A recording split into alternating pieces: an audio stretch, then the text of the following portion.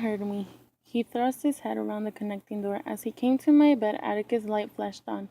We stayed where we were until it went off. We heard him turn over, and we waited until he was still again. Jem took me to his room and put me in bed beside him. Try to go to sleep, he said. It'll be all over after tomorrow. Maybe. We had come in quietly so as not to wake Auntie. Atticus killed the engine in the driveway and coasted to the car house. We went in the back door and to our rooms without a word. I was very tired and I was drifting into sleep when the memory of Atticus calmly folding his newspaper and pushing back his hat became Atticus standing in the middle of an empty waiting street, pushing up his glasses. The full meaning of the night's events hit me and I began crying. Jem was awfully nice about it. For once, he didn't remind me that people nearly 9 years old didn't do things like that. Everybody's appetite was delicate this morning, except Jem's. He ate his way through 3 eggs. Atticus watched in frank admiration until Alexandra sipped coffee and radiated waves of disapproval. Children who slipped out at night were a disgrace to the family. Atticus said he was right. Glad his disgraces had come along, but Auntie said, nonsense, Mr. Underwood was there all the time. You know it's a funny thing about Braxton, said Atticus. He despises Negroes, won't have one near him. Local opinion held Mr. Underwood to be an intense, profane little man, whose father, in a fit of humor, christened Braxton Bragg, a name Mr. Underwood had done his best to live down. Atticus said naming people after Confederate generals made slow, steady drinkers. Calpurnia was serving Aunt Alexandra more coffee, and she shook her head at what I thought was a pleading, winning look. You're still too little, she said. I'll tell you when you ain't. I said it might help my stomach. All right, she said, and got a cup from the sideboard. She poured one tablespoonful of coffee in it and filled the cup to the brim with milk. I thanked her by sticking out my tongue at it, and looked up to catch Auntie's warning frown. But she was frowning at Atticus. She waited until Calpurnia was in the kitchen. Then she said, Don't talk like that in front of them. Talk like what in front of whom? He asked. Like that in front of Calpurnia. You said Braxton Underwood despises Negroes right in front of her. Well, I'm sure Cal knows it. Everybody in Macombs knows it. I was beginning to notice a subtle change in my father these days that came out when he talked with Aunt Alexandra. It was a quiet digging in, never outright irritation. There was a faint starchiness in his voice when he said anything fit to say at the table, fit to say in front of Calpurnia. She knows what she means to this family. I don't think it's a good habit, Atticus. It encourages them. You know how they talk among themselves. Everything happens in this town out to the quarters before sundown. My father put down his knife. I don't know of any law that says they can't talk. Maybe if we didn't give them so much to talk about, they'd be quiet. Why don't you drink your coffee, Scout? I was playing it with the spoon. I thought Mr. Cunningham was a friend of ours. You told me a long time he was. But still, he still is. But last night he wanted to hurt you. Atticus placed his fork beside his knife and pushed his plate aside. Mr. Cunningham's basically a good man, he said. He just has his blind spots along with the rest of us. Jem spoke. Don't call that a blind spot. He'd kill you last night when he first went there. He might have hurt me a little, Atticus conceded. But son, you'll understand folks a little better when you're older. A mob's always made up of people, no matter what. Mr. Cunningham was part of a mob last night, but he was still a man. Every mob in every little southern town is always made up of people, you know. Doesn't say much for them, does it? I'll say not, said Jem. So it took an 8-year-old child to bring them to their senses, didn't it? Said Atticus. That proves something, that a gang of wild animals can be stopped, simply because they're still human. Maybe we need a police force of children. You children last night made Walter Cunningham stand in my shoes for a minute. That was enough. Well, I hope Jem would understand folks a little better when he was older. I wouldn't. First day Walter comes back to school, it'll be back to First day Walter comes back to school, it'll be his last, I affirmed. You will not touch him, Atticus said flatly. I don't want either of you bearing a grudge about this thing no matter what happens. You see, don't you? Said Aunt Alexandra. What comes of things like this, don't say I haven't told you. Atticus said he'd never say that, pushed out his chair and got up. There's a day ahead, so excuse me. Jem, I don't want you and Scout downtown today, please. As Atticus departed, Dill came bounding down the hall into the dining room. It's all over town this morning, he announced, all about how we held off 100 folks with our bare hands. Aunt Alexandra stared him to silence. It was not 100 folks, she said, and nobody held anybody off. It was just a nest of those Cunninghams, drunk and disorderly. Oh, Auntie, that's just Dill's way, said Jem. He signaled us to follow him. You'll stay in the yard today, she said as we made our way to the front porch. It was like Saturday. People from the south end of the county passed our houses in a leisurely but steady stream. Mr. Dolphus Raymond lurched by on his thoroughbred. Don't see how he stays in the saddle, murmured Jem. How can you stand to get drunk for 8 in the morning? A wagon load of ladies rattled past us. They wore cotton sunbonnets and dresses with long sleeves. A bearded man in a wool hat drove them. Yonder's some Mennonites, Jem said to Dill. They don't have buttons. They live deep in the woods, did most of their trading across the river, and rarely came to Maycomb. Dill was interested. They've all got blue eyes, Jem explained, and the men can't shave after they marry. Their wives like for them to tickle them with their beards. Mr. X. Phillips rode by on a mule and waved to us. He's a funny man, said Jem. X his name, not his initial. He was in court one time, and they asked him his name. He said X. Billups. Clerk asked him to spell it, and he said X. Asked him again, and he said X. They kept at it till he wrote X on a sheet of paper and held it up for everybody to see. They asked him where he got his name, and he said that's the way his folks signed him up when he was born. As the county went by us, Jem gave Dill the histories and general attitudes of the more prominent figures. Mr. Tensott Jones voted the straight prohibition ticket. Miss Emily Davis dipped snuff in private. Mr. Byron Waller could play the violin. Mr. Jake Slade was cutting his third set of teeth. A wagon load of unusually stern-faced citizens appeared. When they pointed to Miss Maudie Atkinson's yard, ablaze with summer flowers, Miss Maudie herself came out on the porch. There was an odd thing about Miss Maudie on her porch. She was too far away for us to see her features clearly, but we could always catch her mood by the way she stood. She was now standing arms akimbo, her shoulders drooping a little, her head cocked to one side, her glasses winking in the sunlight. We knew she wore a grin of the outermost wickedness. The driver of the wagon slowed down his mules, and a shrill-voiced woman called out, "He that cometh in vanity departeth in darkness." Miss Maudie answered, "A merry heart makes a cheerful countenance."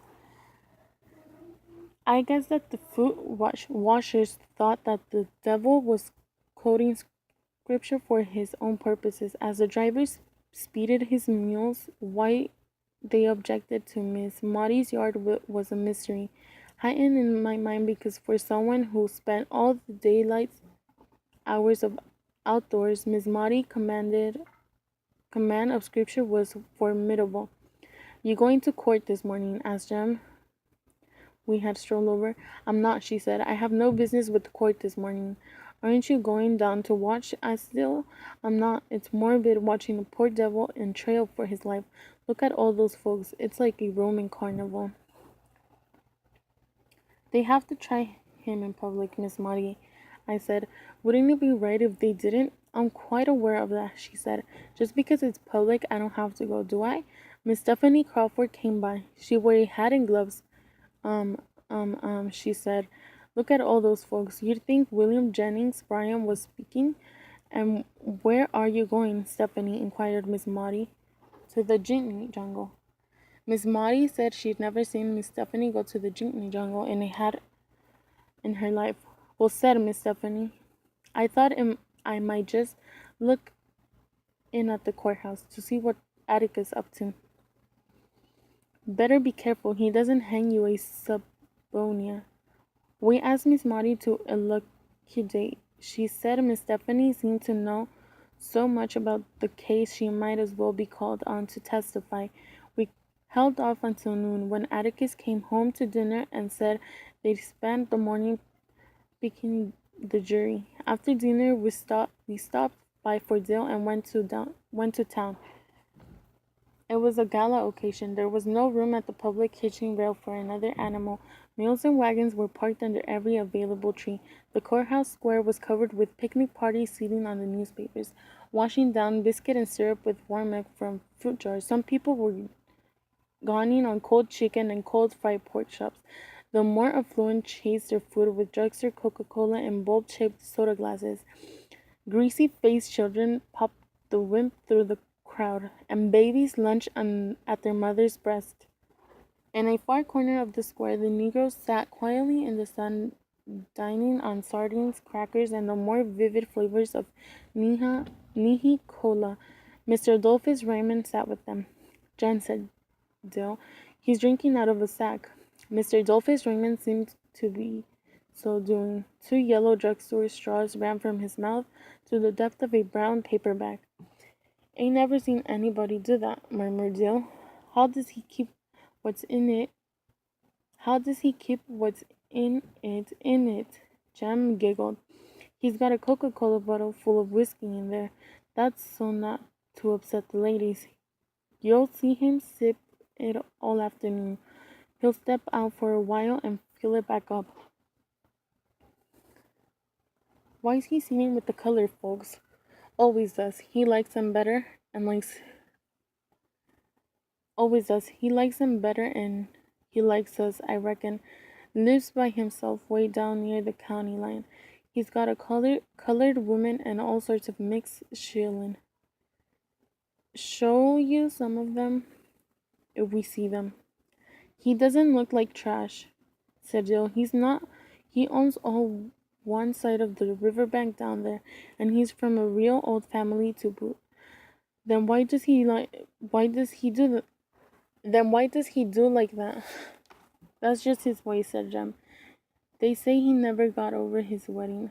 He was supposed to marry one of the Spencer ladies, I think. They were gonna have a huge wedding, but they didn't. After the rehearsal, the bride went upstairs and blew her head off shotgun. She pulled the trigger with her toes. Did they ever know why? No, said Jem. Nobody ever knew quite why but Mr. Dolphus.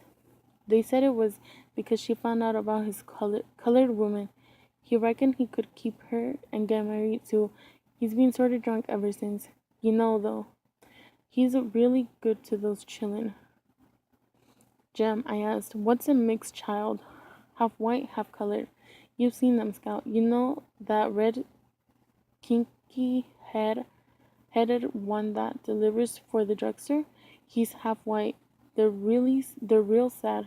Sad how come? They don't belong anywhere. Colored folks won't have them because they're half white. White folks won't have them because they're colored. So they're just in betweens. Don't belong anywhere. But Mr. Dolphus now, they say he's shipped two up his. They say he's shipped two of his up north. They don't mind them up north. Yonder's one of them. A small boy clutching a Negro woman's hand walked toward us. He looked all Negro to me. He was rich chocolate with flaring nostrils and beautiful teeth. Sometimes he would skip happily, and that Negro woman tugged his hand to make him stop. Jem waited until they passed us. That's one of the little ones, he said. How can you tell? Asked Dill. He looked back to me. You can't sometimes, not unless you know who they are. But he's half Raymond. All right. But how can you tell? I asked. I told you, Scout, you just have to know who they are. Well, how do you know who? Well, how do you know we ain't Negroes? Uncle Jack Finch says we really don't know. He says as far as he can trace back the Finches, we ain't. But for all he knows, we might have come straight out of the Ethiopia during the Old Testament. Well, if we came out during the Old Testament, it's too long ago to matter. That's what I thought, said Jem. But around here, once you have a drop of Negro blood, that makes you all black. Hey, look. Some invisible signal had made the lunchers on the square rise and scatter bits of newspaper, cellophane, and wrapping paper. Children came to mothers. Babies were cradled on hips as men in sweater-stained hats collected their families and herded them through the courthouse doors. In the far corner of the square, the Negroes and Mr. Dolphus Raymond stood up and dusted their breeches. There were few women and children among them, which seemed to dispel the holiday mood. They waited patiently at the doors behind the white families. Let's go in, said Bill.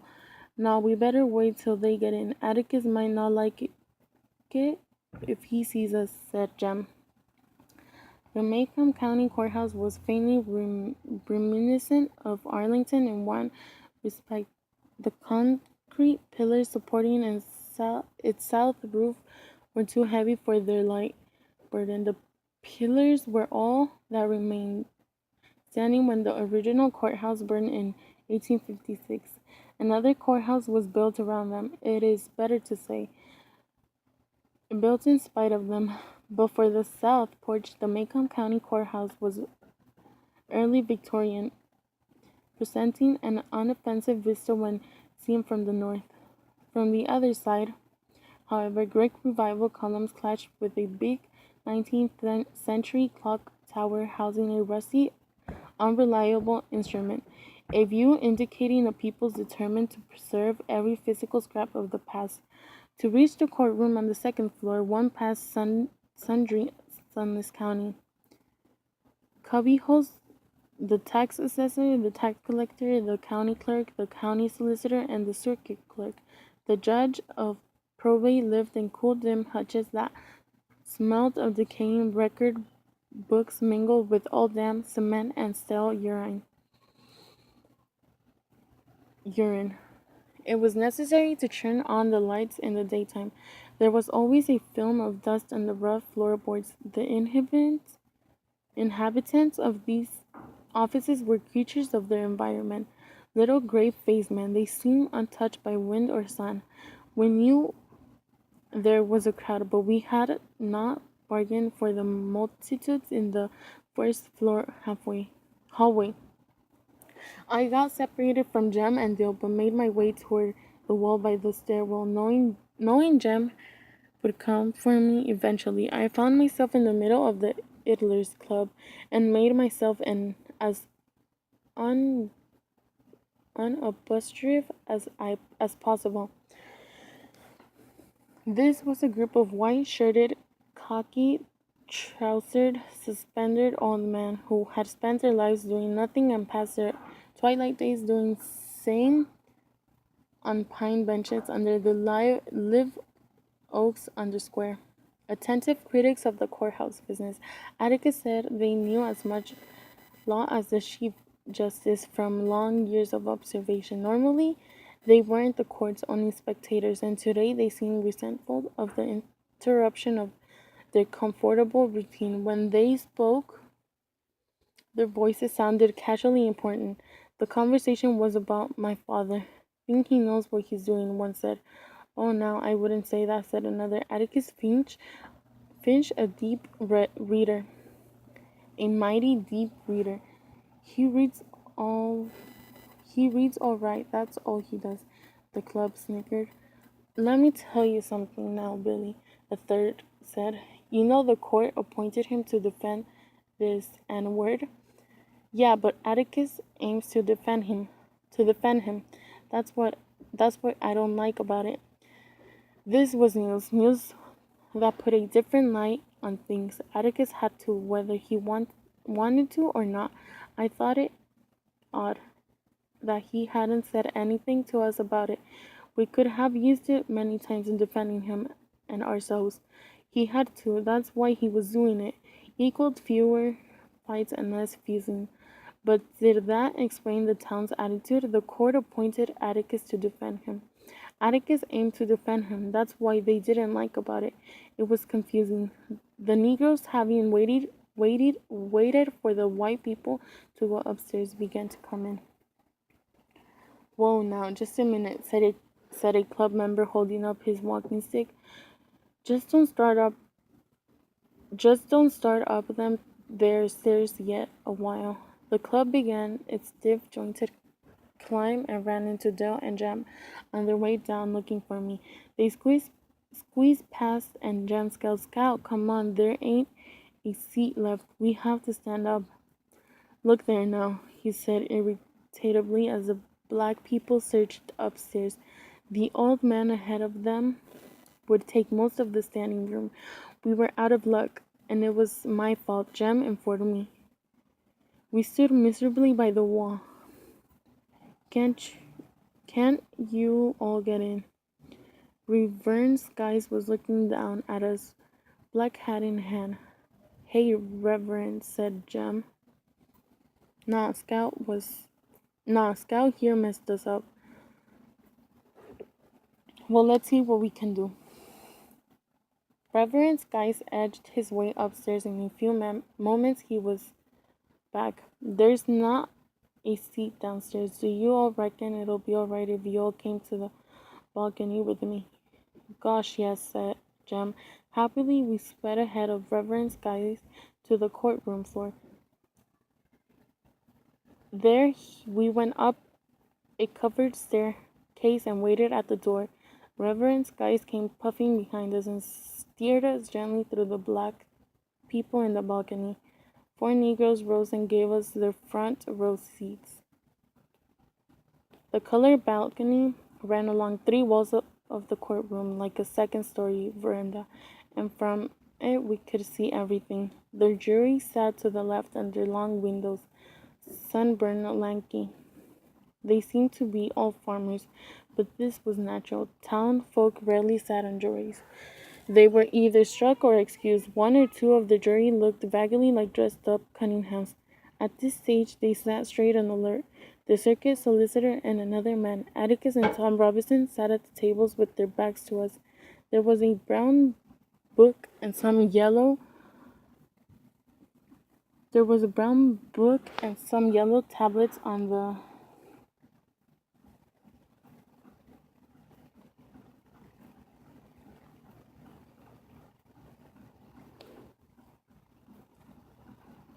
the solicitor's table. Atticus was bare, just inside the railing that divided the spectators from the court. The witness sat in a cowhide bottom chair. Their backs were to us. Judge Taylor was on the bench, looking like a sleepy old shark, his pilot fish. Writing rapidly below in front of him, Judge Taylor looked like most judges I had ever seen. Amiable, white-haired, slightly ruddy face, he was a man who ran his court with an alarming informality. He sometimes propped his feet up. He often cleaned his fingernails with his pocket knife. In long equity hearings, especially after dinner, he gave the impression of dozing, and an impression dispelled forever when a lawyer once deliberately pushed a pile of books to the floor in a desperate effort to wake him up. Without opening his eyes, Judge Taylor murmured, "Mr. Whitney, do that again and it'll cost you $100. He was a man learned in the law,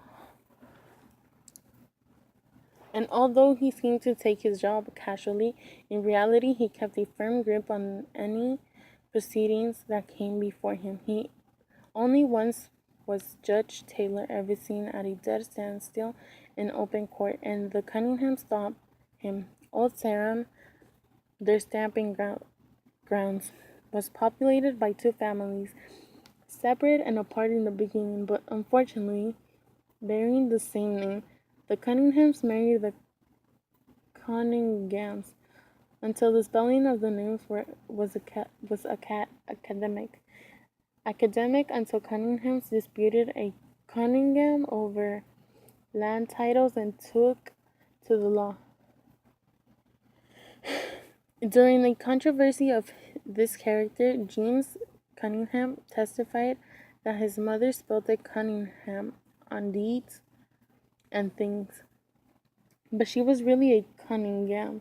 She was an uncertain speller, a seldom reader, and was given the looking far away sometimes.